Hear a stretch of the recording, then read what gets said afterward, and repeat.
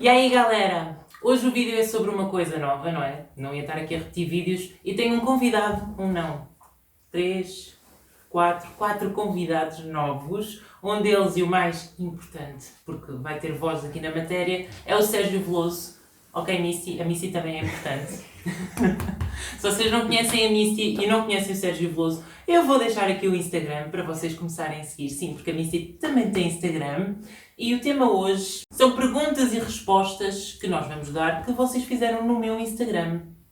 Estás pronto, Sérgio? Preparado. São algumas perguntas assim complicadas. Primeiro eu selecionei 6 perguntas, curiosidades, para vocês conhecerem um pouquinho melhor o Sérgio. A primeira. Em 1 minuto tens de conseguir responder isto tudo. Em criança, o que é que querias ser quando fosses grande? Criança... A primeira coisa que eu me lembro era piloto de Fórmula 1. Qual o máximo de peso que já tiveste? 120. 120 quilos? 120 quilos. Onde é que eles foram? Se tivesses que escolher outra profissão, além da tua, qual seria? Médico, talvez. Veterinário? Olha, vou propor. Lucy, olha a câmera. Vocês ainda não conheceram a Lucy. Ah, E esta é a Lucy. Então, próxima pergunta. Qual é o teu prato favorito e aquilo que tu não gostas por nada? Prato preferido é peito de frango com arroz. E o que eu não gosto nada... Não me lembro. Iscas. Iscas. Iscas. Também não Iscas gosto de nada. fígado. Tens algum role model, alguém que admires fisicamente dentro do contexto fitness? Não. Não tenho. Nem o Schwarzenegger. Nem Schwarzenegger. Nossa. Qual a tua miúda favorita? A MJ, a Misty ou a Lucy? Prefiro não responder a essa pergunta. Estão aqui as três. Estão aqui as 3. Eu vou filmar aqui com o meu telemóvel, depois faço a edição para vocês também poderem ver quem é a MJ.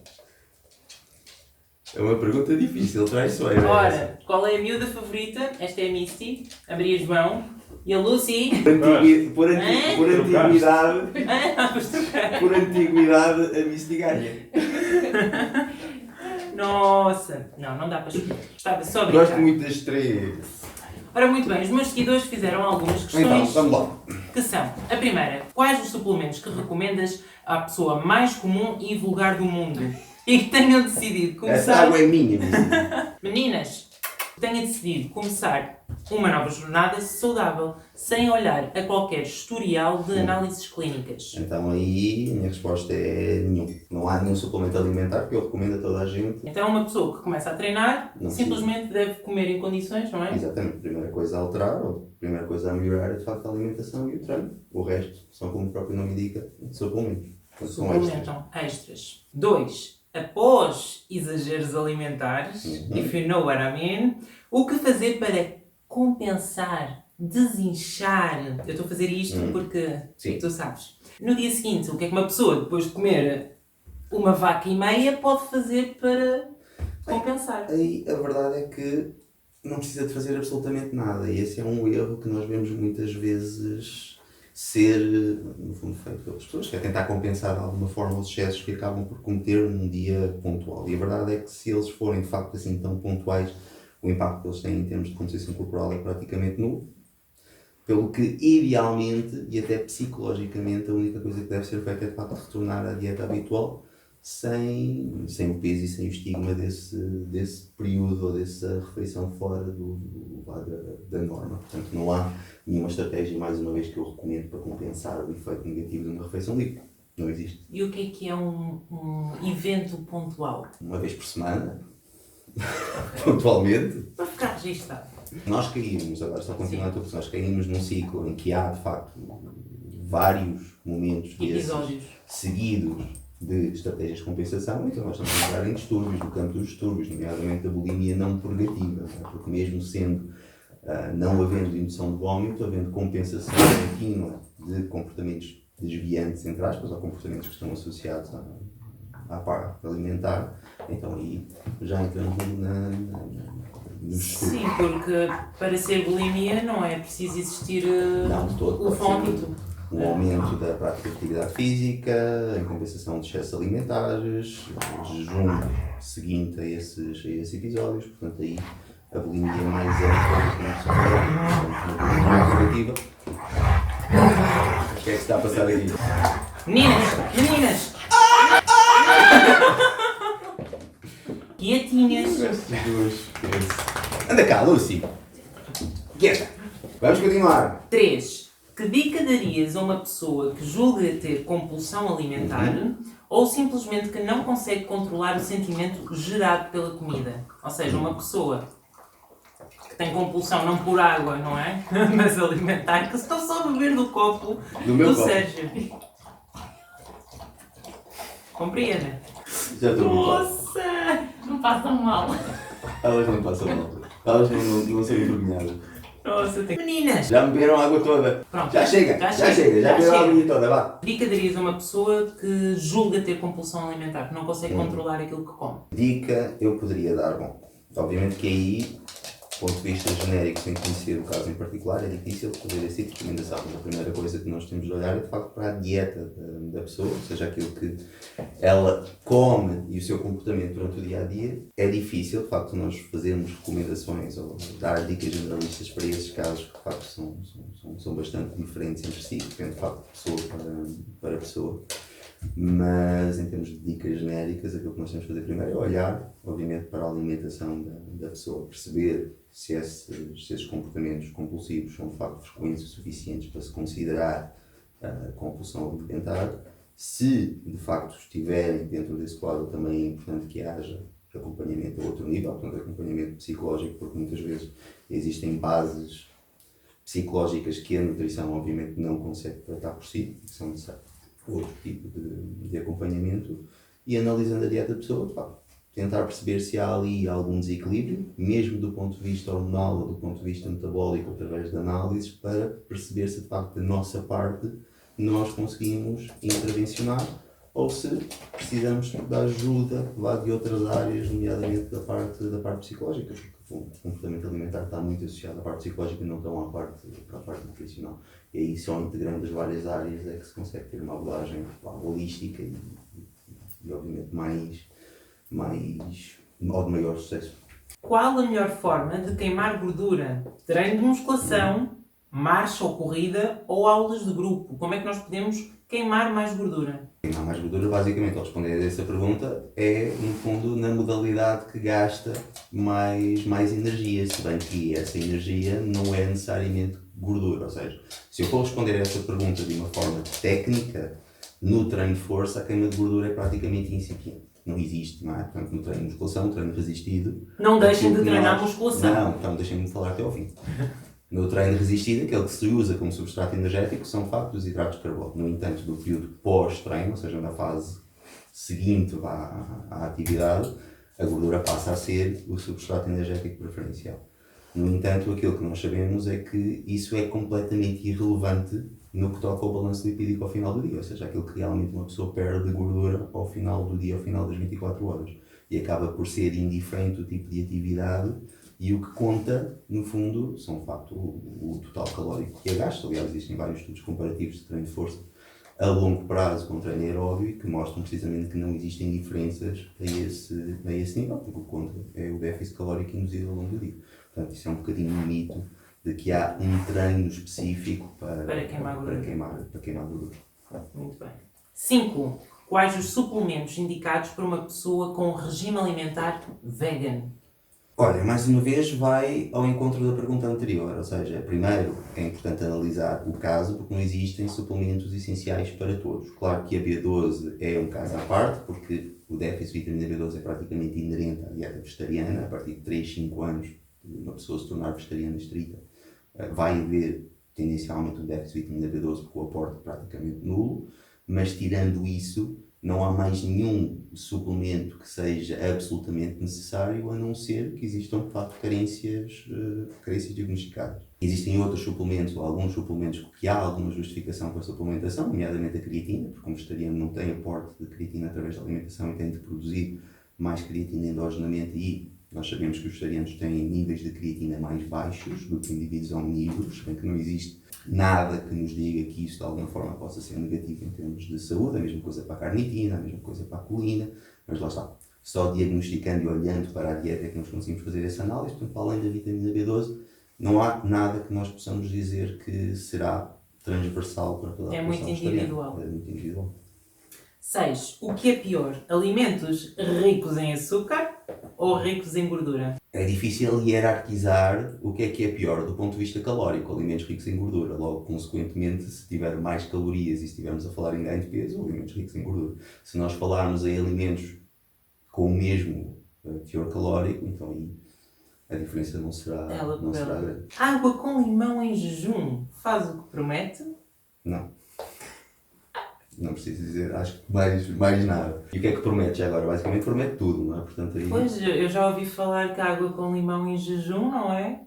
Como é que é? Água com limão? Glutamina e gratidão. Glutamina e gratidão, exatamente. Que água com limão ajuda a limpar, já ouvimos muita coisa, que ajuda a limpar, a fazer um detox geral, que é a primeira coisa que tens que fazer de manhã. Sim. A única coisa que qualquer ácido, na verdade não é a água, não é o limão por si, mas qualquer ácido faz, de facto, é estimular a produção de colecistoquinina, que é uma hormona que nós produzimos no trato intestinal e que vai, no fundo, alterar a motilidade intestinal e também tem um efeito de estimular a libertação dos sais biliares. Pode ter algum benefício, mas não é o limão em si, é sim a acidez, e isso consegue-se em qualquer momento do dia. Portanto, sim, podes comer uma laranja. Exatamente, em qualquer altura do dia. Isso acontece. Aliás, a partir do momento em que a comida sai do estômago, ela sai ácida, portanto ela acaba por provocar exatamente o mesmo efeito, seja água com limão, seja outra coisa qualquer, na verdade o efeito é potenciado, não é mesmo? Portanto nem há evidência nenhuma dos benefícios que são alegados à água com limão em jejum, e é mais um mito, ou mais um hype que nós vemos por aí. Qual escolhes? Creatina ou betalanina? Creatina, sem dúvida, em termos de, apesar de nós sabermos que eles até atuam sinergicamente e poderá ser benéfico os dois. Agora, se nós quisermos pesar em termos de evidência, a creatina, que tem muito mais evidência científica relativamente ao seu efeito ergogénico, se bem que os mecanismos de ação são diferentes, portanto, não sequer são comparáveis os dois suplementos, mas em termos de investigação, claramente a creatina ganha, a betalanina e qualquer um. 9. Existe algo à venda que realmente contribua para a diminuição da celulite? Não. Nada de nada, nem aqueles que prometem realmente eliminar a celulite? Eu pessoalmente não Cremes. acredito e sei que muita gente não vai gostar daquilo que eu estou a dizer, porque normalmente quando eu digo isso vêm sempre algumas pessoas associadas à parte estética, que claro que não concordam, mas a verdade é que olhando para a literatura relativamente àquilo que se consegue com determinados cremes e aplicações tópicas e suplementos é praticamente nulo, e a literatura vai toda nesse sentido. Eu pessoalmente também ainda não encontrei ninguém que tivesse resultados efetivos, portanto a minha opinião aí é clara, não existe de facto nada em termos de suplementação que possa ajudar a celulite, que é no fundo um processo normal, digamos assim, do organismo associado ao aumento da produção de estrogénios numa mulher, e em mulheres mais suscetíveis vai provocar esse tipo de efeito. É algo natural. Claro que quando a pessoa vai perdendo peso e vai perdendo também massa gorda, a celulite também vai diminuindo, ou pelo menos a percepção dessa celulite em termos superficiais. Porque no fundo a celulite não é mais do que... Uma inflamação? O processo inflamatório está lá, mas na verdade o que acontece é mais simples do que isso. O que acontece basicamente é que os estrogénios levam ao aumento da produção de uma proteína por parte de umas células específicas que estão presentes no tecido adiposo, que destrutura o tecido adiposo e faz com que as células gordas migrem do tecido adiposo para a superfície da pele e dá aquela aparência de celulite. E isso não se consegue mudar com creme, não é? Claro. Portanto, em termos estruturais será muito difícil. E agora uma questão que me está a surgir. Não é preciso ser gordo para ter celulite. Vemos muitas pessoas com uma porcentagem de gordura baixa, pronto, e que têm celulite. Ou seja, achas que a escolha do tipo de alimentos, muito mais que as calorias, do que contar calorias, que a escolha do alimento em si pode contribuir ou não para o aumento da celulite? Pessoalmente não acho que tenha um efeito muito significativo. Okay. Ou seja, não está associado à alimentação por si. Okay? Claro que a alimentação pode potenciar a aparência dessa celulite, mas o surgimento ou a tendência para que ela ocorra não está associada à alimentação, porque é essencialmente uma questão condicionada a nível hormonal, daí precisamente ocorrer muito mais nas mulheres do que ocorre nos homens. Não é? Portanto, os homens têm uma tendência muito menor para o aparecimento de celulite do que as mulheres, precisamente pelas diferenças no que toca à própria produção de estrogénios e à degradação do colagênio da própria derme e essa migração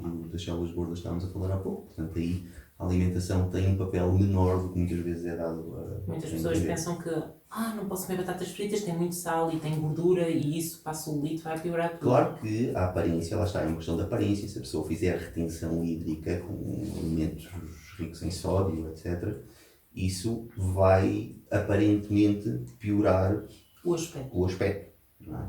Mas não vai condicionar o aparecimento ou não da celulite. Assim como uma pessoa se emagrecer e tonificar a parte muscular, se ganhar massa muscular e a pele em certa medida esticar, vamos dizer assim de uma forma simples, a aparência também acaba por melhorar. Se bem que efetivamente o efeito a nível corporal é pequeno. 10. Pílula. Tu não tens noção da quantidade de mensagens que eu recebo semanalmente sobre a pílula. Sim. Porque as pessoas sabem que eu não tomo a pílula. E eu não escondo a ninguém que desde que eu parei de tomar a pílula, na altura, eu comecei a ver resultados. Digo que após 4 meses, eu comecei realmente a ver resultados no meu corpo diferentes. Eu fazia sempre tudo igual. Foi quando eu comecei a treinar, em 2012. E comecei a ver que o meu corpo parecia que reagia melhor. Até pode ter sido só algo da minha cabeça, mas eu sinto que desinchei, sobretudo, e fiquei com menos celulite. Mas lá está. Foi o papel, a combinação do treino, da dieta e talvez da paragem da pílula que me trouxe esses benefícios. E a pergunta é a seguinte: pílula, sim ou não? Tem impacto negativo na saúde da mulher? Tem como consequência o ganho de peso? Aí é uma questão também ela controversa e a literatura científica não é totalmente concordante ou coerente a esse respeito. De facto, relatos como o teu existem vários, okay? De mulheres que notaram diferenças positivas em termos de composição corporal quando cessaram a utilização dos anticoncepcionais orais, e em termos de literatura ela é um bocadinho ambígua a esse respeito. Nós temos trabalhos mais antigos, dos anos 80, 90, que de facto sugerem que os anticoncepcionais orais, dependendo também, essa também é uma questão importante, do tipo de pílula, ou seja, da carga hormonal que ela tem ou não, porque existem vários tipos de pílulas com diferentes cargas hormonais, podem de facto ter um impacto em termos de redistribuição do tecido adiposo, okay? Ou seja, tornar a mulher um pouco mais ginoide, ou seja, aumentar a acumulação de massa gorda a nível glúteo-femoral e a nível do tríceps, okay? Mas não contribuindo para alterações significativas em termos de massa gorda total. Eu, por exemplo, eu comecei a tomar a pílula, não teve a ver com nada em particular, teve a ver com o facto de eu ter muitas dores menstruais. Sim. E por ser uma miúda, na altura era uma miúda, tinha 14 anos, e não tinha a minha menstruação regulada. Então, por vezes na escola, não é, os miúdos não estão preparados para aquilo, e desde que eu comecei a suplementar a pílula, que eu não tinha dores. Aliás, a gisnorreias praticamente acaba com a utilização de cabeça, um dos principais motivos pelos quais acaba por se iniciar a toma de anticoncepcionais orais muito cedo.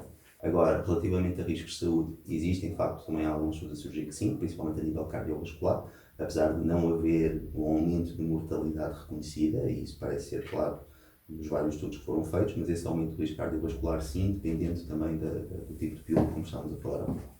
Porque de facto os anticoncepcionais têm hormonas que são diferentes das nossas hormonas endógenas. O tipo de estradiol que lá está presente é um estradiol mais potente, tem uma meia-vida maior, está mais tempo no organismo, portanto tem uma ação mais potente do que o estrogênio endógeno.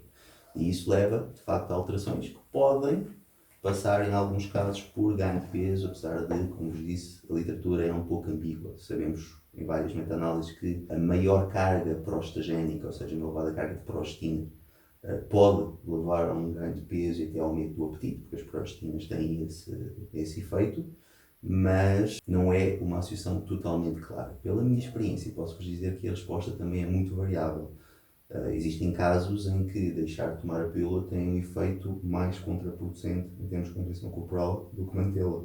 Deixaria ao critério de cada um ponderar entre riscos e benefícios para ver se de facto justifica cessar a toma do anticoncepcional. E se não existem de facto motivos que justifiquem a sua utilização, nomeadamente ovários policísticos, endometriose, etc., que de facto aí a pílula acaba por ajudar bastante na regulação hormonal. E por isso é que eu trouxe o Sérgio aqui ao canal. Como eu vos disse no início do vídeo, acompanhem o dia-a-dia do Sérgio através das redes sociais e do canal dele do YouTube, porque vai valer mesmo a pena. Choca aí.